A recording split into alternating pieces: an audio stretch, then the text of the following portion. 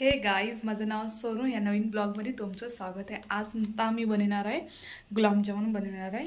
आता ना स्वयंपाक सगळं झालं. समंताच्या डॅडीला टिफिन दिला होता आणि ऑफिसला गेला. समंता आता झोपली आहे.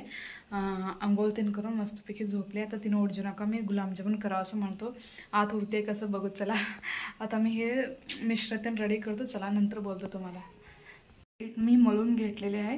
आता ह्याला ना थोडे 10 मिनिट मऊ पडू देईल ठेवतो. त्याच्यानंतर मी तर तिकडे साखराचा पाक करून घेतो. चला आता ना मी मस्तपैकी गोंडे करून घेतला, इथं गोले करून घेतलं बघा. आता साईडला पाक ठेवलं ते पण दाखवतो मी. इथं बघा साईडला मस्तपैकी पाक रेडी झालेला आहे. थोडंसं इलाची घातलं मी. ऑलरेडी ना पिठामध्ये ना इलाची होतं छानपैकी. आता मी ना ते तळून घेते. समंतामध्ये उठली. आता मला ना ते गुलाबजामुन तळवायचे आहेत. मध्ये उठली. आता हे तिला घेऊनच करते. पाक रेडी होलेले. पाक खाली आता उतरून गुलाबजामुन तळीतो. तुम्हाला तळून दाखवतो. होय उठली आता. होय लड्डू माझं उठले आता. चला नंतर बोलत. समंताला ना इथं कुरकुरी दिलं. खाली बसलं नाही असं बसणं वरच येते मजा आहे ना. पास्ता आहे पिझ्झाचं फ्लेवरचं. छान आहे ना. लो फ्लेम ठेवूनच तळावं लागतं. नसताना लवकर हे होतात. काय मामा का पाहिजे तुला अजून.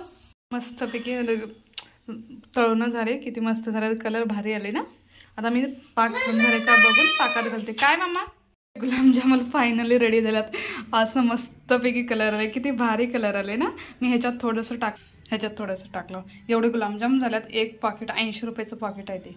त्याच्यावर ऑलरेडी साखर 600 ग्राम, अजून पाणी 600 ग्राम ऑलरेडी लिहिलेलं आहेच. मी ना रात्रीच्या जेवणमध्ये ना कोडवळे बनवलेलं. हेंगा असं गोल गोल गोल.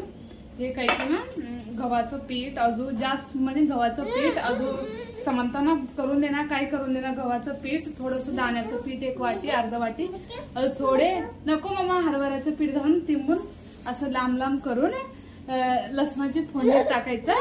हो मामा टाकून काय की पाणी घालायचं जास्त, त्याच्यामध्ये सोडायचं. हे रेसिपी करायला हे चांगलं लागते.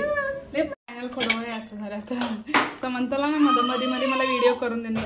हे ना मी लसणाची फोडणी घालून मध्ये पाणी घातलं. पुरा हे भरून असं एवढं पाणी घातल्यावर बारीक गॅस करून शिजून दिलं. आता मस्त हे पाण्यासोबत खायला भारी लागतं. हिंगा असं अजून आता करेल आली बघा. आज आता ड्रेस चेंज केली आहे. बाहेर पाऊस पडलेला ना, तिनं त्यासाठी खेळली आहे पावसामध्ये नाही पाणी आलं ना बाहेर. त्याच्यामध्ये स्केटिंग कसं का तसं तिचे डॅडी घेऊन तिला खेळल्यात थोडी. आजचा ना व्हिडिओ आम्ही ना इथंच एंड करतो. पसंत आल्या लाईक शेअर सबस्क्राईब करा. Thank you guys. Bye bye. Bye हां बाय बाय. काय हातात दोरा धरली. हां चला उद्या भेटूया अजून.